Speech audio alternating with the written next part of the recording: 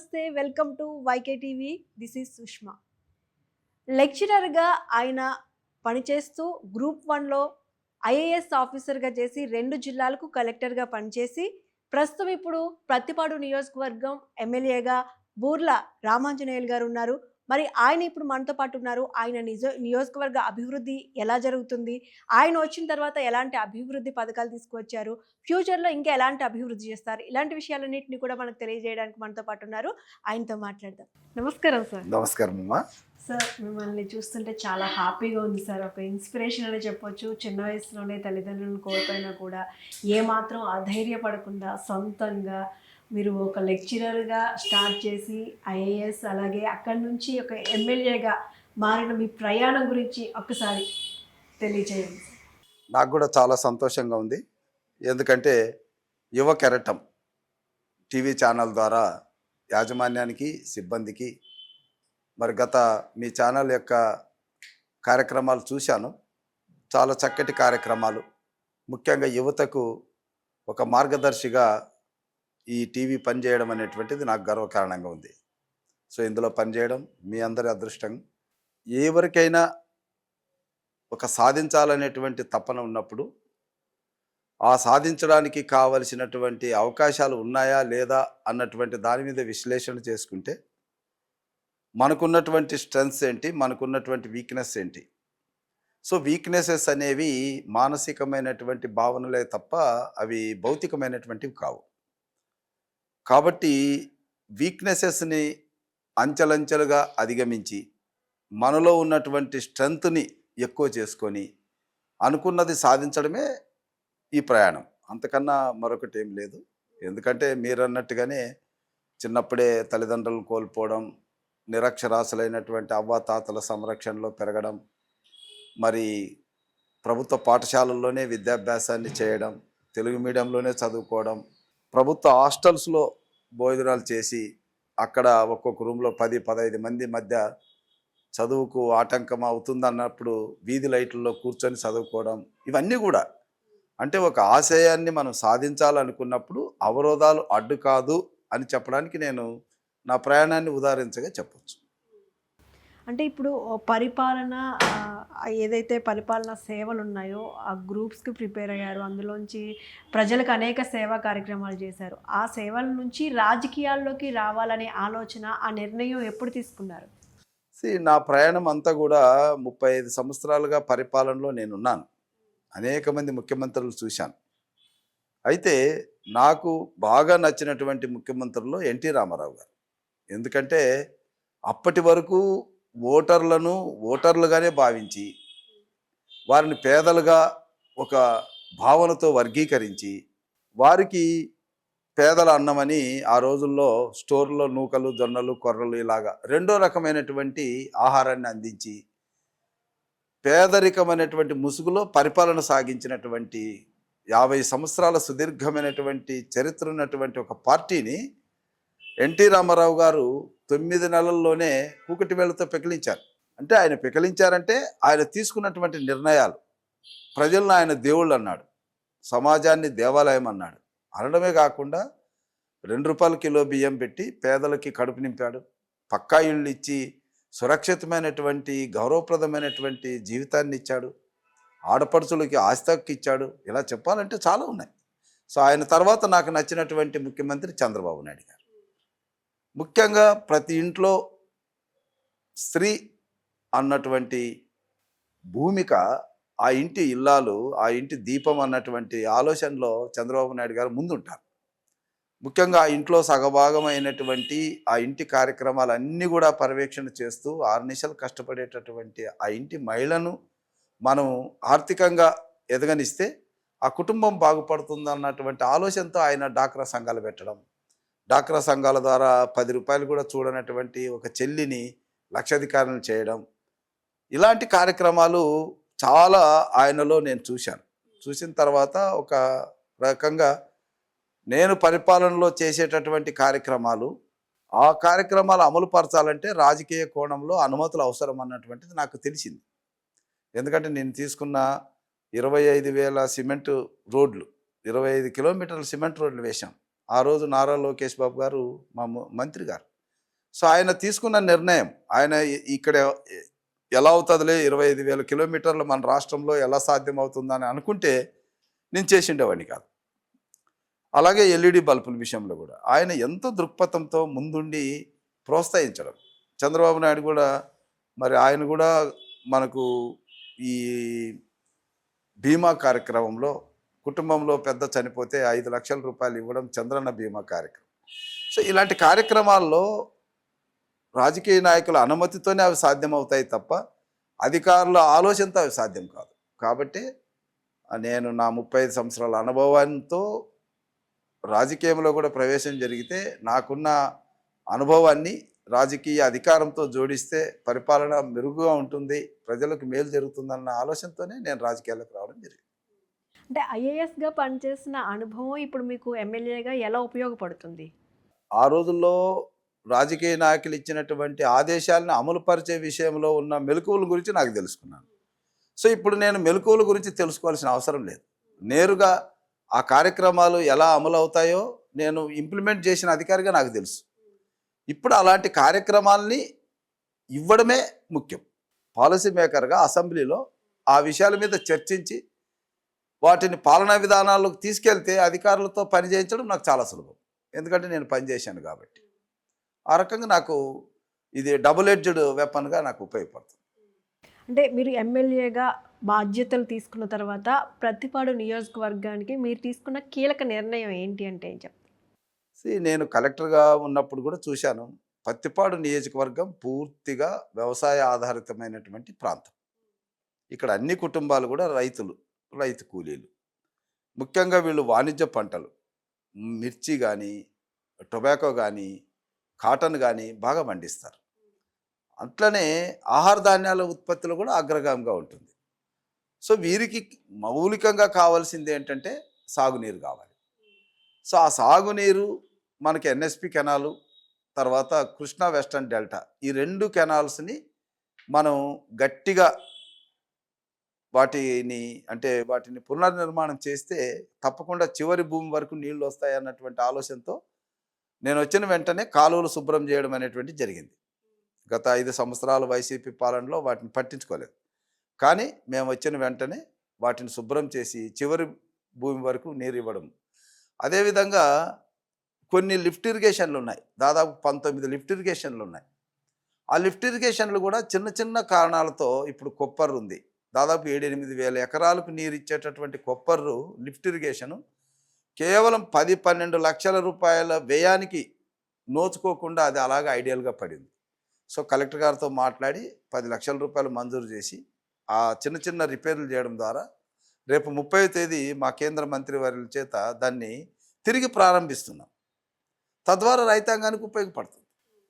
So ఈ విధంగా ఇక్కడ రైతులకి సాగునీరు ఇవ్వడమే కాకుండా పండించినటువంటి పంటకు గిట్టుబాటు ధర ఇచ్చేటటువంటి విషయంలో కూడా మేము వివిధ అధికారులతో సమన్వయం చేసుకుంటూ మన రైతులకి మేలు చేయడం అనేటువంటి జరిగింది. గతంలో మనకు పత్తి పంటకు గిట్టుబాటు ధర రావడం, తర్వాత ఎంఎస్పి ధర ఇప్పించడం, అదేవిధంగా పొగాకుని కొనుగోలు చేయించడం, మరి అదేవిధంగా టమోటా ధర పడిపోతే ఆ వాటిని కూడా మనము సేకరించి రైతులకు మేలు చేయడం, ధాన్యాన్ని సేకరించి వారికి డబ్బులు సకాలంలో చెల్లించడం, ఈ రకంగా వారి కార్యక్రమాలతో పాటు ఇంకా రైతాంగానికి ఉపయోగపడేటటువంటి అభివృద్ధి కార్యక్రమాలు, సంక్షేమ కార్యక్రమాలన్నీ కూడా మేము రైతాంగానికి మేలు చేసే విషయంలో ముందంజలో ఉన్నాం.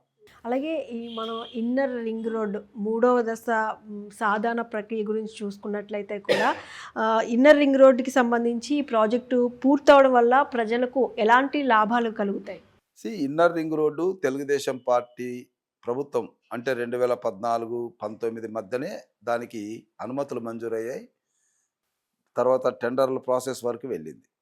అయితే దురదృష్టవశాత్తు ఆ తర్వాత వచ్చినటువంటి వైసీపీ ప్రభుత్వం దాన్ని పట్టించుకోలేదు. తర్వాత నేను ఎమ్మెల్యేగా అయిన తర్వాత ఆ రోడ్డు యొక్క ప్రాముఖ్యతను నేను తెలుసుకున్నా. ముఖ్యంగా ఇటు శ్రీకాకుళం నుంచి రాయలసీమలోకి ఎంటర్ కావాలంటే ఇది ఒక వారధిలాగా పనిచేస్తుంది. అంతేకాకుండా ఈ 11 గ్రామాలు ఏవైతే ఉన్నాయో ఆ 11 గ్రామాలు గ్రామీణ ప్రాంతాలకి ఇది ఒక వారధిగా పనిచేస్తుంది. రియల్ ఎస్టేట్కి ఉపయోగపడుతుంది. అంతేకాకుండా యాక్సెస్ పేరచెర్లకు 10 నిమిషాల్లో ఇక్కడి నుంచి అక్కడికి వెళ్ళిపోవచ్చు. సో ఈ రకంగా అనేక ప్రయోజనాలతో ముఖ్యంగా ఔటర్ రింగ్ రోడ్డు వస్తే ఇది అనుసంధానం అవుతుంది. గుంటూరు అమరావతి రోడ్డు వస్తే దీనికి అనుసంధానం అవుతుంది. So it is a junction box. కాబట్టి ఈ రోడ్డుని మనం ఖచ్చితంగా చేయాలనే ఉద్దేశంతో పూర్తిగా అక్కడ దాదాపుగా 326 మంది ఎంతో కాలంగా ఉన్నటువంటి పేదల్ని ఒప్పించి వాళ్ళని సురక్షిత ప్రాంతాలకి మళ్లించడం ద్వారా ఈ ప్రాజెక్ట్ని మనం అమలు పరచడానికి అవకాశం వచ్చింది. అంటే నియోజకవర్గంలో చూసుకున్నట్లయితే R&B అంటే PR రోడ్లు, అప్రోచ్ రోడ్ల అభివృద్ధికి తీసుకున్న చర్యలు ఏంటి? లక్కీగా మాకు కేంద్ర మంత్రి గారు పెమ్మసాని చంద్రశేఖర్ గారు కేంద్ర మంత్రి కావడం, ముఖ్యంగా గ్రామీణ సడక్ యోజనలో PR రోడ్లు కానీ, R&Bలో స్పెషల్ ప్రాజెక్టు ద్వారా వచ్చేటటువంటి రోడ్లు కానీ మేము అనుమతులు తీసుకునే విషయంలో, మంజూరు చేయించుకునే విషయంలో ముందంజలో ఉన్నాం. ఎందుకంటే DPR తయారు చేయడం కానీ, అందులో ఉన్నటువంటి ఏదైనా లూప్ హోల్స్ని వెంటనే తీసుకోవడం కానీ, ప్రజలతో అంగీకారం జరపడం కానీ, లేదా అక్కడ కావాల్సినటువంటి ల్యాండ్ అక్విజిషన్ చేయడం కానీ, ఇవన్నీ కూడా నాకు అనుభవం ఉంది కాబట్టి సులభంతో పాటు తొందరగా ఆ ప్రాజెక్టులు మంజూరు చేయించుకోగలిగాం. 1-2 రోడ్లు తప్ప మిగిలినటువంటివి ఏవి కూడా మా నియోజకవర్గంలో పెండింగ్లో లేవు. గ్రామీణ ప్రాంతాల్లో రోడ్ల అభివృద్ధి ఎలా మార్పు తీసుకొచ్చిందంటారు? ఖచ్చితంగా. ఇప్పుడు ఎందుకంటే గ్రామీణ ప్రాంతంలో మొబిలిటీ పెరిగింది. ఇప్పుడు ముఖ్యంగా మన చంద్రబాబు నాయుడు గారు ఇచ్చినటువంటి ఫ్రీ బస్, మహిళలందరికీ కూడా ఫ్రీ బస్సు కావాలి అంటే రోడ్లో బాగుండాలి. కాబట్టి ఆర్టీసీ ప్రయాణం ఫ్రీగా చేయించడానికి అది ఉపయోగపడింది. అగ్రికల్చర్ ప్రోడక్ట్స్ని మార్కెట్కి తరలించడానికి సాధ్యపడింది. పిల్లలు చదువులకు సంబంధించి మొబిలిటీ ఉపయోగపడింది. అంటే మన జీవన ప్రమాణానికి ఒక నౌకగా ఉపయోగపడుతుంది రోడ్ అనేది. It is a growth engine for development. అంటే రైతుల కోసం చాలా కార్యక్రమాలు చేశారని చెప్తున్నారు. ఇటు పత్తి, పొగాకు ఇలాంటివన్నీ కూడా ఎక్కువగా పండే గుంటూరు జిల్లాలో ఎక్కువగా పండుతుంటాయి.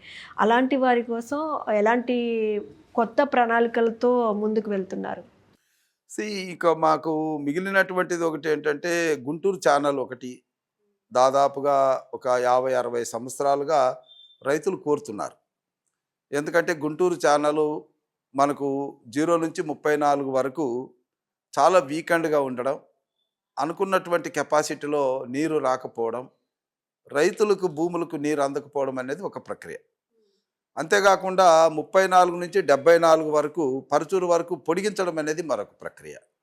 దీనివల్ల దాదాపుగా 50,000 ఎకరాలకు కొత్తగా మనం సాగునీరు ఇవ్వడం అనేటువంటిది జరుగుతుంది.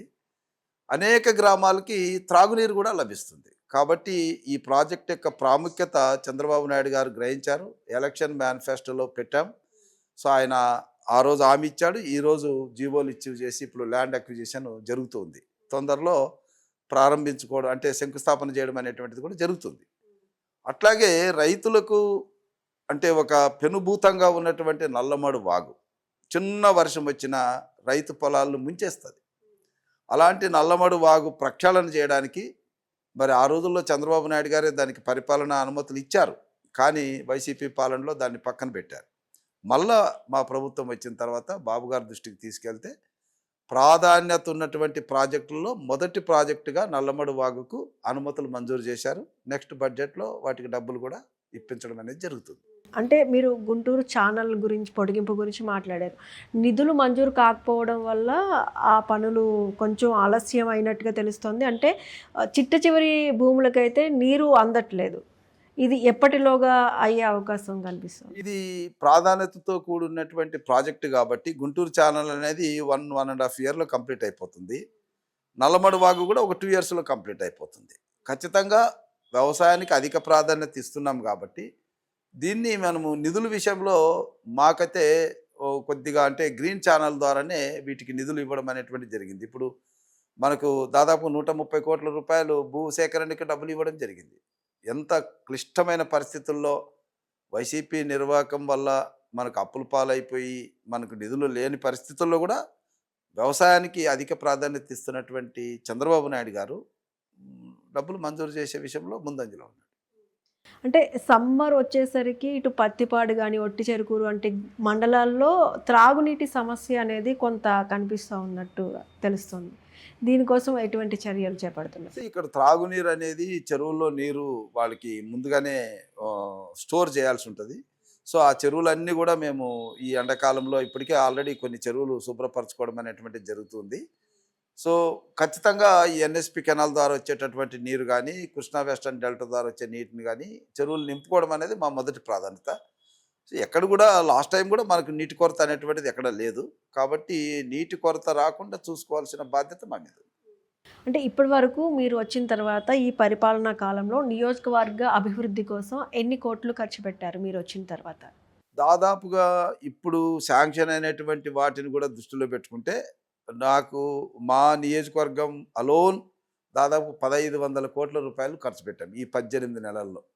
అమృత్ 2 కానీ, అమృత్ 2 వీకర్ సెక్షన్ కానీ, యుఏడిఎఫ్ అని అర్బన్ ఇన్ఫ్రాస్ట్రక్చర్ డెవలప్మెంట్ ఫండ్ కింద త్రాగునీరుకు సంబంధించి అన్ని ప్రాజెక్టులు ఒక పూర్తి స్థాయిలో తీసుకోవడం అనేటువంటి ద్వారా మనకు దాదాపు 1500 కోట్ల పైగా గుంటూరు ఛానల్కి నిధులు అయితేనేమి వీటన్నిటిని కలుపుకుంటే 1500 నుంచి 2000 కోట్ల వరకు మనకు నిధులు వచ్చాయి.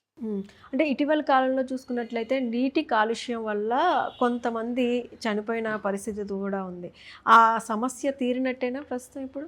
అది తురుకుపాలెంలో జరిగింది యాక్చువల్గా. ఎందుకంటే పక్కన మైనింగ్ జరుగుతుంటుంది, అది అనాదిగా ఉన్నటువంటిది. ఆ ఊరందరూ కూడా దాని మీద ఆధారపడి ఉంటారు. సో దానికి సంబంధించి నీటిని శుభ్రపరిచే విషయంలో, నీటిని సురక్షితంగా అందించే విషయంలో మొదటి ప్రాధాన్యత తీసుకున్నాము. సో అక్కడ వచ్చినటువంటి కొన్ని అనుమానాలకు కూడా తెరదించడం జరిగింది. ఇప్పుడు now entire village is okay. అంటే దాని మీద అంటే చాలా ఆరోపణలు వచ్చాయి. అంటే కొంతమంది నీటిని అమ్ముకుంటున్నారని కూడా దాని మీద ఆరోపణలు అయితే వచ్చాయి. ప్రజెంట్ స్టేటస్ బాగానే ఉందా? నీటిని అమ్ముకోవడం అనేది వాళ్ళ సొంత పొలాల్లో బోరేసుకొని ఆ నీటిని ఇతర అవసరాలకి అమ్ముకోవడం అనేది మామూలుగా జరుగుతుంది. అది వాల్టా యాక్ట్ ప్రకారంగా అనుమతులు తీసుకొని చేస్తారు. కొంతమంది వాల్టా యాక్ట్ ప్రకారం అనుమతులు లేకుండా ఉండే వాటిని మూసేసాం. కాబట్టి ఇప్పుడు ఆ ప్రాబ్లం ఏం లేదు. అంటే ఇప్పుడు మనం చూసుకున్నట్లయితే మీ నియోజకవర్గం సామాజిక రిజర్వ్గా, అంటే సామాజిక వర్గంగా ఇది రిజర్వ్డ్ నియోజకవర్గం. ఈ నియోజకవర్గంలో ప్రస్తుతం మీ వర్గాల సపోర్ట్ ఎలా ఉంది? ఈరోజు దళిత వర్గాలు ముఖ్యంగా కేటగరైజేషన్ చేయడం వల్ల ఒక 30-35 సంవత్సరాలు వారి మధ్య ఉన్నటువంటి వైషమ్యాలకు తెరదించారు చంద్రబాబు నాయుడు గారు. సో ఇప్పుడు సంక్షేమ కార్యక్రమాల్లో కూడా వైసీపీ పాలనలో రద్దయినటువంటి స్కీములు దాదాపుగా 30 స్కీములు రద్దయ్యాయి. అంతేకాకుండా సప్లాన్ నిధులు దారి మళ్లించారు. తర్వాత ఏ కార్యక్రమానికి కూడా వారికి నిధులు లేవు, కార్పొరేషన్ నిర్వీర్యమైంది. అలాంటి పరిస్థితుల్లో ఇప్పుడు మనము సూపర్ 6 ద్వారా కానీ, ఇతర పథకాలని తిరిగి పునర్నిర్మాణం చేయడం కానీ, కార్పొరేషన్లకు నిధులు ఇవ్వడం కానీ, విదేశీ విద్యను తిరిగి ప్రారంభించడం కానీ, ఇవన్నీ దళితుల యొక్క మనసులో మా అభివృద్ధికి చంద్రబాబు నాయుడు గారు కట్టుబడి ఉన్నారు. న్యాయపరంగా మాకు రావాల్సినటువంటి వాటా ఇచ్చే విషయంలో ఈ దేశ అత్యున్నతమైనటువంటి న్యాయస్థానం సుప్రీంకోర్టు ఇచ్చినటువంటి తీర్పును అమలుపరిచినటువంటి మొదటి సీఎంగా ఆయనకు దళితుల హృదయాల్లో ఒక మంచి స్థానం ఉంది. వారి హృదయాల్లో ఆయన ఒక గొప్ప వ్యక్తిగా ఉంటారు ఎప్పుడు. గతంలో మీరు ఐఏఎస్గా పనిచేశారు. అధికారులతో కొంచెం సీరియస్గా ఉంటారని అంటూ ఉంటారు. దాని మీద మీ కామెంట్ ఏంటి? అధికారులతో సీరియస్ అనేటువంటిది నేను అధికారిగా ఉన్నప్పుడు ఉన్నాను, ఇప్పుడు కూడా ఉంటాను. ఎందుకంటే ఒక రైతు తనకు న్యాయంగా ఒకరోజు జరగాల్సినటువంటి చిన్న సవరణ కోసం నెలల తరబడి తిరగాల్సిన అవసరం ఏంటన్న దాని మీద తప్పకుండా కోపం వస్తుంది. ఎందుకంటే మనం అందరూ కూడా ప్రజల కోసం ఉన్నాం. ఇటు ప్రజాప్రతినిధులు కానీ, అధికారులు కానీ ప్రజల కోసం ఉన్నారు. ప్రజలు కట్టే సుంకాల ద్వారా మనం జీతాలు పొందుతున్నాం. మన ఫెసిలిటీస్ అన్నీ ప్రజలు కష్టపడితేనే వస్తాయి. అలాంటి ప్రజలకు న్యాయంగా జరగాల్సినటువంటి పనుల విషయంలో జాప్యం జరిగినప్పుడు, లేదా వాళ్ళని ఇతర రకంగా ఇబ్బందులు పెట్టినప్పుడు ఖచ్చితంగా కోపం వస్తుంది. కోపం అనేది పరిపాలనలో ఒక అంశం. ప్రేమ ఎలా ఉంటుందో, అభిమానం ఎలా ఉంటుందో కోపం కూడా అలాగే ఉంటుంది. అయితే ప్రతిపాడులో రైతులు మిర్చి యార్డ్లో పంటను ఉంచితే దళారులు రైతులకు తెలియకుండా అమ్ముకున్నారనే ఒక ఆరోపణ ఉంది. దాని గురించి ఏమంటారు? నేను కలెక్టర్ ఉన్నప్పుడు కూడా ఇది జరిగింది. ఆ రోజు కూడా నిలబడి రైతుల పక్షాన్ని నిలబడి వాళ్ళకి డబ్బులు ఇప్పించడం జరిగింది. మొన్న కూడా ఎమ్మెల్యే అయిన తర్వాత కూడా 2-3 కోల్డ్ స్టోరేజ్లో జరిగింది. ఆ అనుభవంతో వాళ్ళందరిని పిలిపించాం. వాళ్ళకి డబ్బులు ఇప్పించే విషయంలో నేను ముందంజలో ఉన్నాను.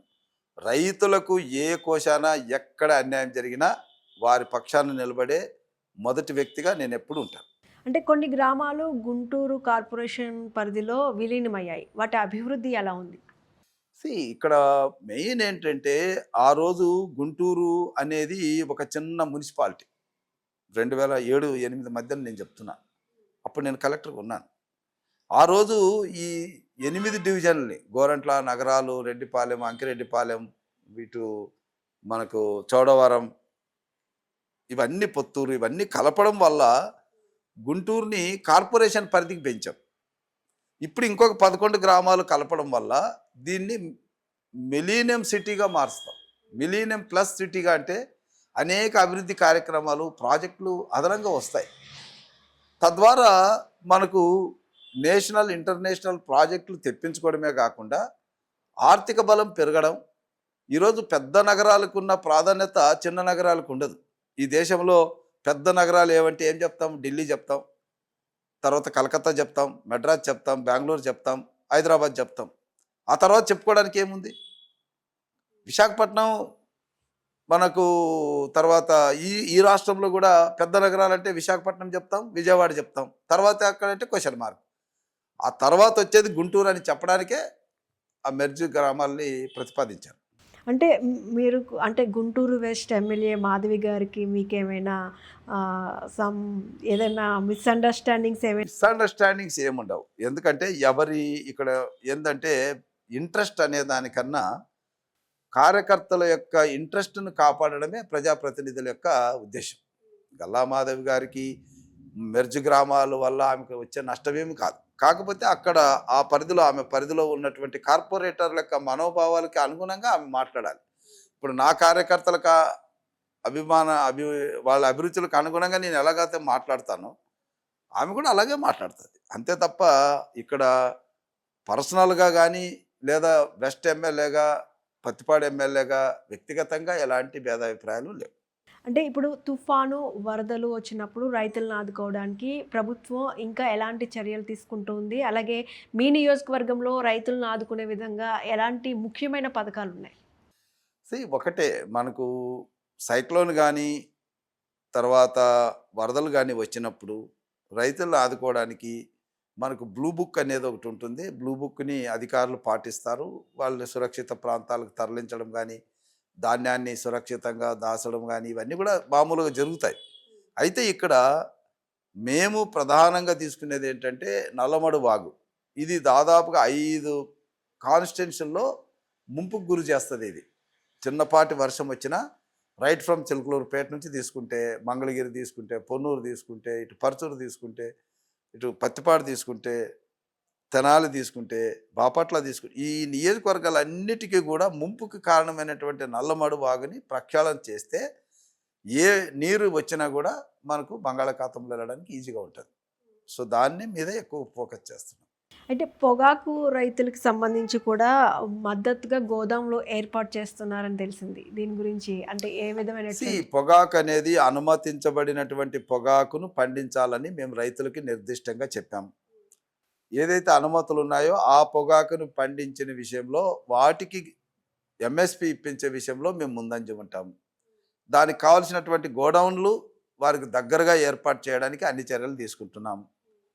కాకపోతే గతంలో మాదిరిగా వైసీపీ పాలనలో చివరి ఎన్నికల ముందు ఎవరు చెప్పారో మనకు తెలీదు, నిషేధించబడినటువంటి పొగాకును పండించడం ద్వారా రైతులు అనేక ఇబ్బందులు ఎదుర్కొన్నారు. కానీ చంద్రబాబు నాయుడు గారు 100 కోట్ల రూపాయలు నష్టం జరుగుతుందని తెలిసి కూడా రైతులను ఆదుకోవడానికి ఆ బార్లీ పొగాకుని కొనుగోలు చేయడం అనేటువంటిది జరిగింది. అయితే జిఎంసి పరిమితుల విస్తరణపై మీ దృష్టికోణం ఏంటి? డెఫినెట్గా జిఎంసి విస్తరణ జరగాలి. ఇక్కడ మనకు జిఎంసి ఈరోజు, రేపు అమరావతి, తర్వాత తెనాలి, ఇటు చిలకలూరుపేట, అటు నందిగామ, ఇటు గన్నవరం, ఇవన్నీ కలిపితే ఒక విశ్వనగరంగా ఏర్పడాలి. ప్రపంచం దేశంలో ఉన్నటువంటి అతిపెద్ద నగరంగా అమరావతి ఉంటుందని చంద్రబాబు నాయుడు గారి విజన్ ఏదైతే ఉందో అవన్నిటినీ మనం కలపాలంటే మన గుంటూరు అంటే కార్పొరేషన్ని విస్తరణ చేయాల్సినటువంటి అవసరం అయితే ఉంది. అంటే దీనివల్ల ప్రజలకు కలిగే ప్రయోజనాలు ఏంటి? తప్పకుండా ఇప్పుడు హైదరాబాద్ వల్ల కలిగే ప్రయోజనాలు ఏంటంటే, ఆదిలాబాద్ వాళ్ళు ఏమంటారు, అది ఆదిలాబాద్. కానీ హైదరాబాద్లో వచ్చేటటువంటి ఆదాయమే కదా ఆదిలాబాద్ డెవలప్మెంట్కి ఉపయోగపడేది. ఇది ఒక గ్రోత్ ఇంజన్గా ఉపయోగపడుతుంది. రాజధాని అనేది ఒక గ్రోత్ ఇంజన్. రాజధాని అభివృద్ధి ఈ రాష్ట్ర అభివృద్ధి, అంతే తప్ప ఈ ప్రాంత అభివృద్ధి కాదు. రాజధాని అభివృద్ధి ఈ రాష్ట్ర అభివృద్ధి.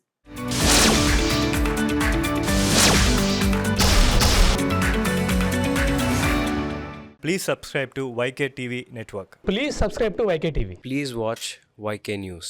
Don't forget to subscribe YK News channel